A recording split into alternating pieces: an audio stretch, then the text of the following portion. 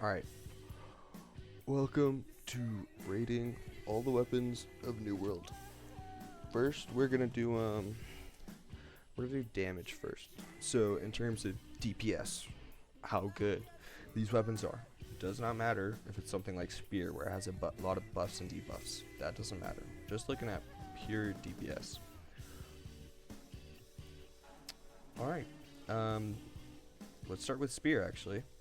Just because it's the first one.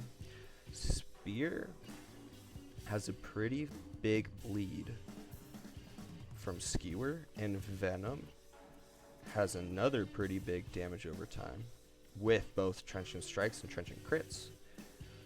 And so it's mainly used for support, but the DPS itself is actually pretty solid, so I'm gonna put it in B. It's not as good if you don't know the proper rotations with like heavy attacks and light attacks into different abilities, but even with just spamming light attacks, it's pretty solid. If you were just spamming light attacks, I'd put it in C tier. If you're actually doing proper rotations, it's in B tier. I'm debating whether to bring something up. No, I'm gonna bring it up later. Sword and Shield. Sword and Shield, easily A tier. The only weakness of Sword and Shield is cooldown recovery. Their only cooldown recovery is either a refreshing move on like a Hoplite Longsword or Upheaval reduces cooldowns when you hit it.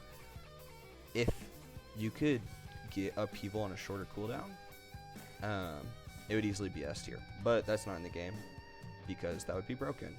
And so I think it sits comfortably at A tier. Its damage, very, very good. Whirling Blade is excellent. Upheaval is excellent. If you're not fighting a boss, Leaping Strike is excellent because Empowering Leaping Strike is a base damage modifier, even though it's called Empowering. And so it is just a flat 34% damage increase. And so if you're like going up against, I don't know, a non-named mob that can be affected by slows, then this is S tier. Its damage is comparable to Rapier, but most bosses aren't affected by slows at all, and so Leaping Strike doesn't apply. So Whirling Blade and Upheaval are your only two options really for damage DPS. And Defender's Resolve technically, because if you're in a light armor load with a round shield, you get base damage increased by 20%. But the animation is really long, and so it doesn't make as big as an effect as you would normally think. Moving on, Hatchet. Hatchet, in terms of DPS, A tier as well. No, A tier. Actually, I really want to go S tier. Yeah, I'm gonna put it as S tier. Low S tier though. Hatchet with a proper build. What I mean by that is you're either running Freya's or Sin, or like Inferno or Aconite with like a proper build. Freya's, the advantage to Freya is that you have really fast cooldowns because throwing hatchets reduce your cooldowns by 25%. And so you can throw like a rending throw here and there, and your Berserk will come off cooldown. Berserk is the main damage here, so we're trying to get Berserk off cooldown as much as possible, because when it's not active, the damage is more like B tier. So like Freya's, I don't know if it's better than something like Sin or Inferno, but Freya's zero cooldown Berserk is a really cool build where you use Nimble Coat and Refreshing Torrent, obviously. And it's definitely up there. Like it's slightly more than Sword and Shield. The reason I put it higher than Sword and Shield is that you have a lot more mobility when you're doing it. You run faster, you hit faster, you get haste from Torrent and Berserk, and so you're less likely to get caught off guard by attacks and just get cooked. Plus, if you are running Defy Death, which if you're going for DPS you're not, it's a free like revive when you should have died. Okay, moving on. Greatsword. I'm gonna put Greatsword in A tier. Greatsword, I would say, has a little bit less damage than Sword and Shield, but its advantage is it applies 5 stacks or 4 stacks of 5% bleeds, and so you can get a lot of bleeds out with Greatsword. And then obviously offensive stance. Actually, I'm gonna move this down to B tier. Even though it has comparable DPS to like Sword and Shield and Hatchet, the reason I'm moving it down to B tier is because the survivability is so low. I've been doing Greatsword recently for speedrunning Gorgon, and the issue I'm running into is Echidna. If you don't have Fortify from Bludgeon on Flail from your group, you get one shot by all mechanics when you're doing a proper DPS build and you're in Onslaught stance, because Onslaught stance rends you 15%, so you take that much more damage, and that damage hurts, and you have really long animations on heavy attacks, and so it's hard to like cancel an animation and dodge out like it is on like Hatchet, just because it's clunky. It's kind of clunky. The damage is definitely better than Spear. It's just a lot less survivable and clunky. If we were going like pure DPS numbers, I think it's here. But since your survivability is so low, I put it here. Fire Staff. Okay, this is the first time I'm going to bring this up. Fire Staff, excellent damage. Excellent damage. As an offhand, though, it's not nearly as good when it's in your main hand. I'm going to put it in B. Something like Burninator does it does 100% of its base damage every second, and just damage over times from your Keenly Jagged, from your stacks of Smolder, and from your stacks from Burninator itself. It does a ton of damage because you get 20% Smolder every half second, so that's the equivalent of 40% every second. I have it worked out, not on this spreadsheet. I'm not going to get distracted. It's the highest. Actually, no, Blunderbuss is higher, but in terms of dots, Fire Staff is pretty much unbeatable. The main issue you run into with Fire Staff is it only scales with intelligence, and so you hit 500 int, and that's it. The advantage of these other weapons is that they scale with both strength and dexterity, so you can do something like 350 strength and then 250 dexterity, which results in a lot higher base damage. Not like a lot, but a good amount of base damage higher than something like Fire Staff, where it only scales with one stat. Something like Bow, Warhammer, Great Axe, they all scale with only one stat. And so they naturally are weakened by that because you just have like 150 stat points left over. If you were running something like Rapier, Fire Staff, that would be excellent because you can go 350 int, 300 dex if you're using a Tune Leather Pants. And that is, you get diminishing returns. You have like incredibly diminishing returns. Here, I'll show you here. New World Buddy. After like 350, your DPS barely goes up. So if I were to magnify focus here, this shows the diminishing returns. So every point up until 100 gives you like 0.101, like 0.5, I guess, more base damage. But once you get to past 400, you're doing like 0.005. So it's less than half. So this is Rapier scaling with int, so it's weak scaling with, and so you're looking at 1147. If I were to magnify dex, if it didn't have diminishing returns, you would be looking at almost 3 times the damage if you do the math, because it's 95% scaling with dex instead of 65% with int, and you're adding that, like doubling the amount of base stat points. But when we do it, it only goes up to 1800, which is only like a 60% increase instead of the 200% we're expecting to see. Reason is these diminishing returns. With something like a single scaling one, like Fire Staff, the diminishing returns are less effective, but they're still very significant. And so that's why you split damage. After, like, if you have a dual scaling one, like, besides Greatsword, because for some reason Greatsword's evenly split between strength and dexterity. The primary one, if you are like more than 100 points over the secondary one, it becomes more worth it to do the secondary one, even though it scales less with it. That's why 350, 250 on like Rapier, 350 dex, 250 int is more powerful than 500 dex, 100 int. It's not just because the attribute nodes, it's because the base damage is actually higher. So yeah, that's the explanation on why weapons that scale with only one attribute are naturally at a disadvantage. So that's like a weakness of Fire Staff. Still, it's a great option. It pairs really well with Rapier as the side, the offhand, where you just apply your dots and then swap back to Rapier. Life Staff, F tier.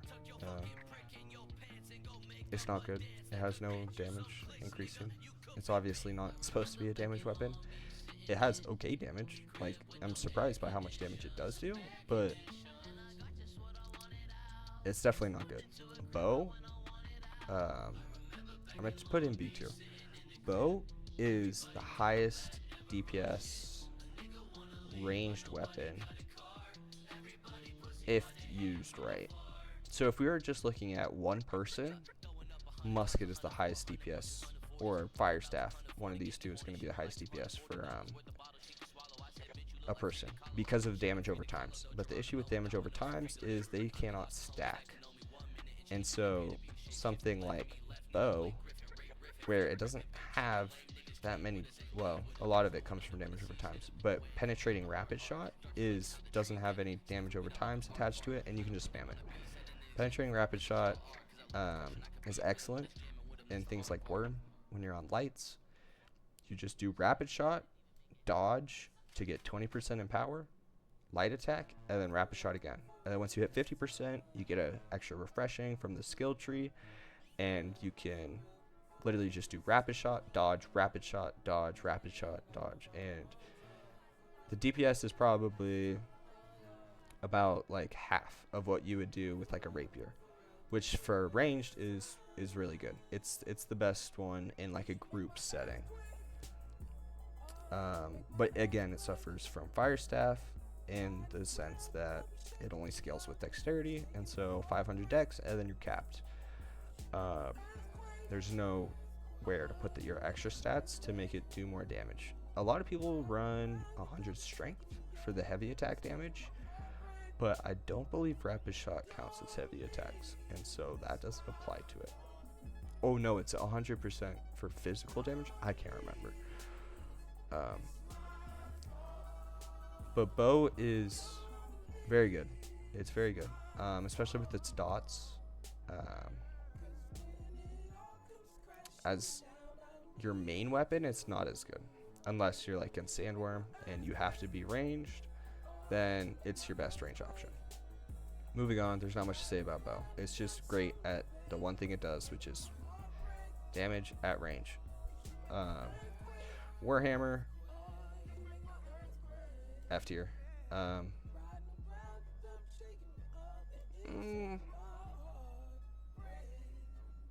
It's on the high end of F tier, I'm gonna be honest. With like proper penetrating wrecking ball, mighty gavel, and I guess armor breaker is some solid DPS, you can output an okay amount of damage. Warhammer really shines in the support category and CC and stamina damage. That's what I was thinking of. Stamina damage. Same with Greatsword. All the two-handed melees, so besides Spear, Great Axe, Warhammer, Greatsword, they're all excellent for stamina damage, but rarely do we look for stamina damage in build comp. In terms of just DPS, Hammer is it's really bad. And it also suffers from fire staff and bow, where it's single attribute scaling. It only scales with strength. Okay, moving on. Musket. I'm gonna put musket in A tier. It has dual scaling, dex and int, and it has the highest base damage of any of the weapons because it attacks the slowest, besides something like hammer or greatsword. But it has dual attribute scaling, and so it has the highest base damage. So for things like keenly jagged, where you only have one dot of it per raid in like a 20-man raid like Worm, musket is really powerful because that keenly jagged scales off the weapon's base damage, and musket has a very high base damage compared to these other weapons.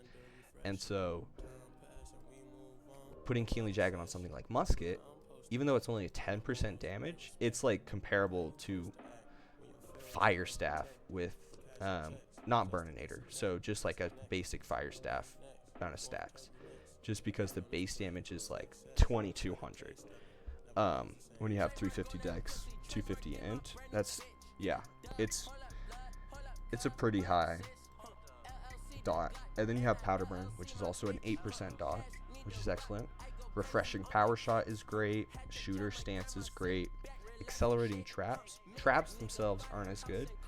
If you get accelerating traps, they apply a 16% bleed, which again scales off the base damage, and musket's base damage is really high, and so it does a lot of damage. And then you have like sticky bomb, which has like one of the best, highest possible damaging abilities, because it's 200% damage, and then it's scaling off of the highest base damage weapon in the game. I think it's technically the highest possible ability, but I don't know if people test it that much, because most people just look at upheaval, which is also great. So really high damage. But if you're going for like the highest possible damage number on your screen, I think sticky bomb is where you're gonna see that. Ooh, yeah, mighty gavel doesn't compete because it only scales with one. All right, musket, it's excellent. But if you have multiple people using musket, it becomes not as good because a lot of it comes from the damage over times. And so bow becomes, it surpasses musket when there's multiple of them.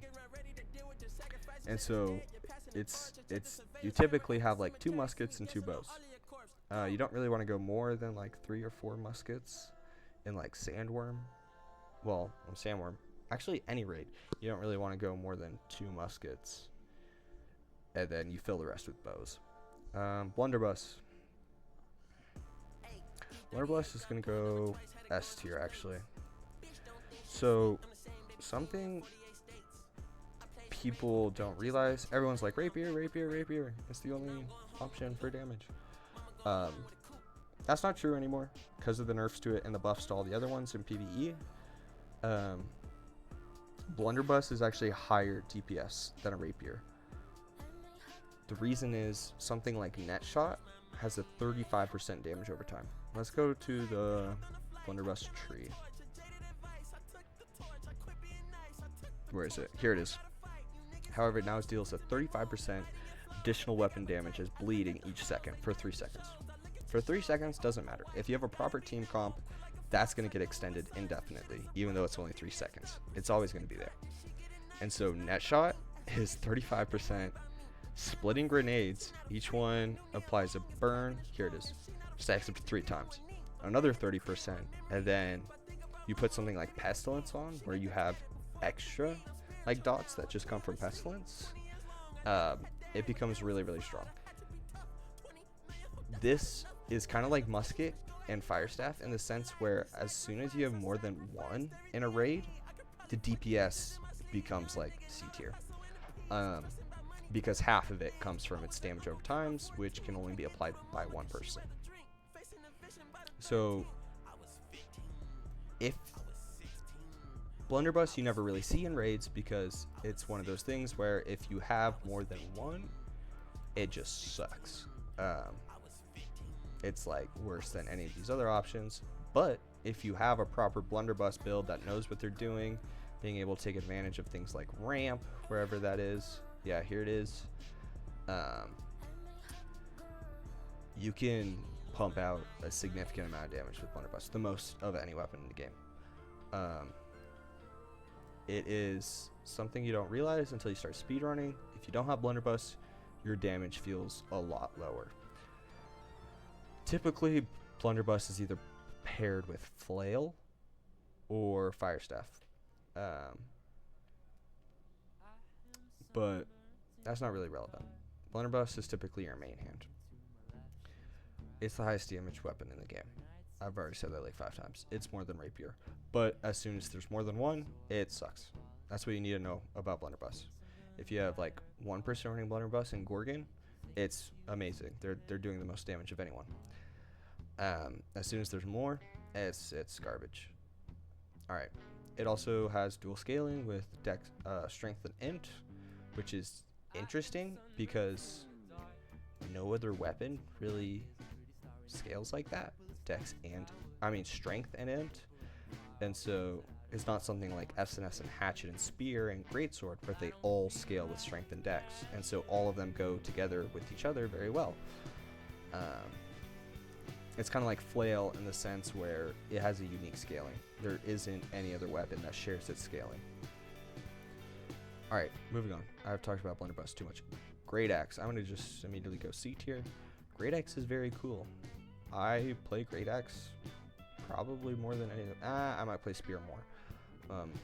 Great Axe is excellent. But when it comes to pure DPS, it sucks. Same thing as bow, fire staff, warhammer.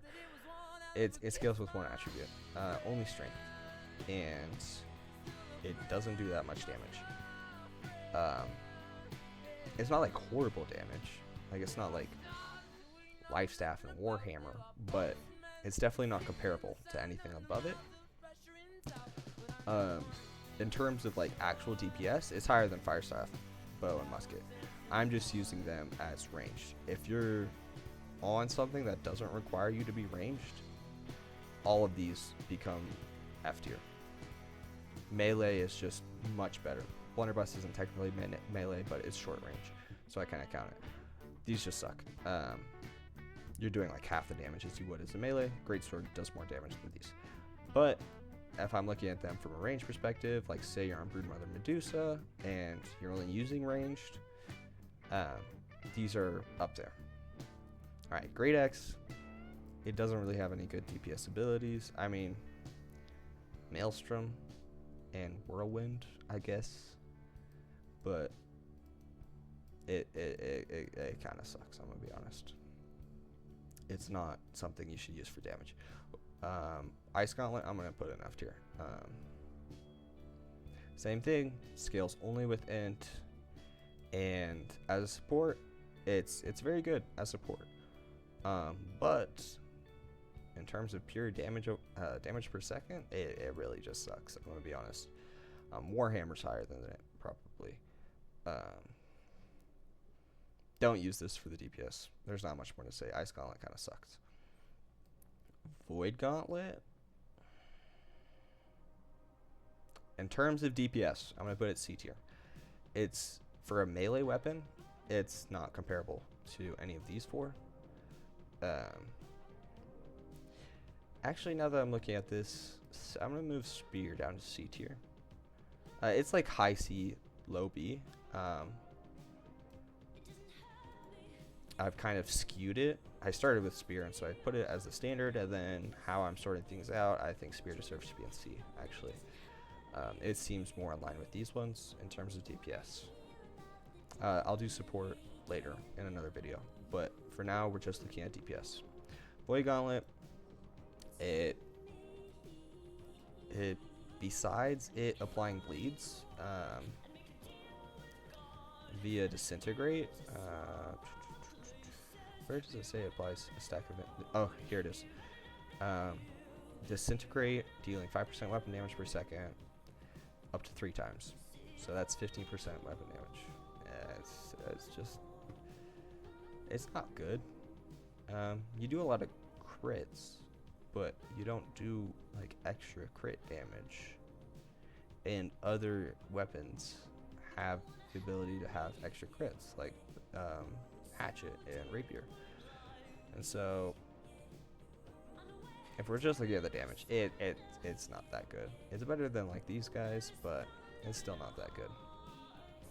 Alright, I'm gonna do flail. I'm gonna say rapier for last, because I have a whole tangent to go on rapier. Flail, I'm gonna put it in C tier. It's not as bad as these three, but it's not as good as anything above it. It's like low C tier. Like Void Gauntlet, I would probably put, yeah, here. I like Spear being top, Great Axe, Void Gauntlet, Flail. Flail sucks, I'm gonna be honest. In terms of DPS, it doesn't do much. In terms of support, it's the best support weapon in the game. But we're not talking about support.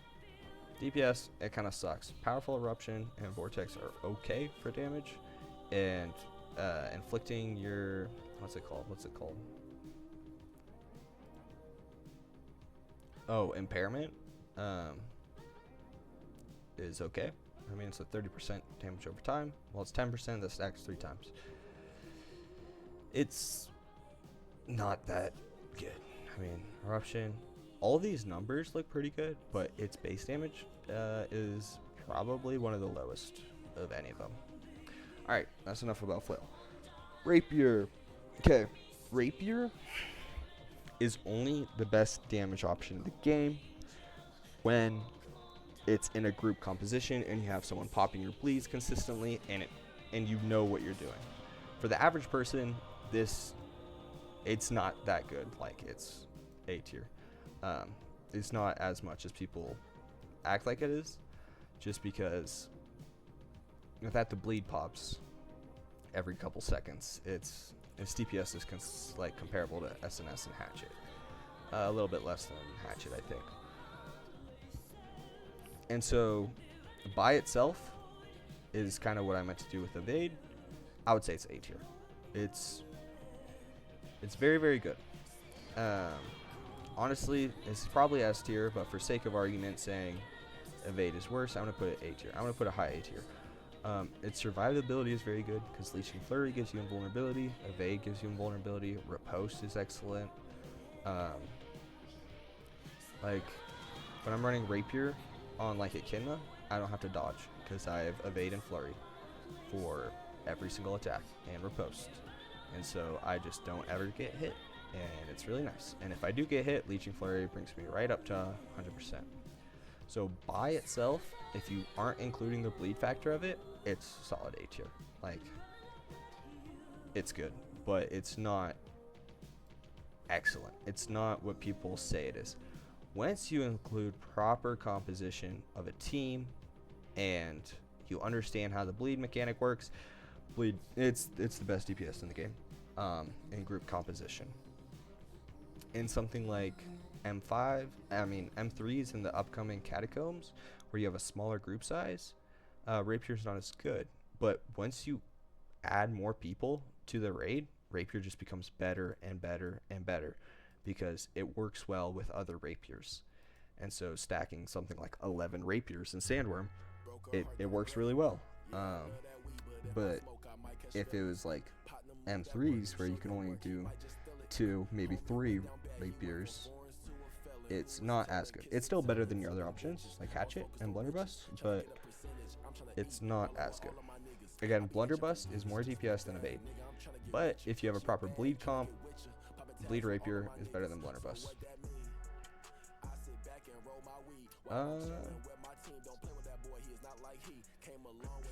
I'm gonna just,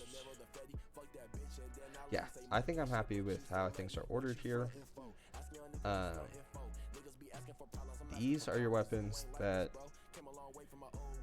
you're gonna be using the most in high, like, end game PvE. You're gonna be using Rapier the most out of any of them. Blunderbuss you're actually not gonna use that much, but you should have it on your team somewhere, because only one person per raid can really use it. Hatchet, you don't use it that much because it's kind of just in the shadow of Rapier, but when you have like a support build, Hatchet is excellent. SNS, same thing.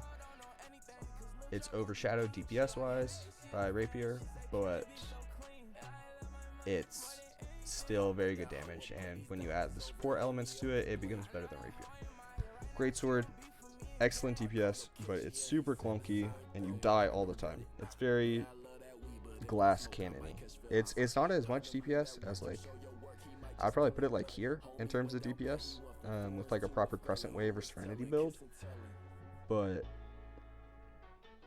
you just die so much. I can't put it higher than that.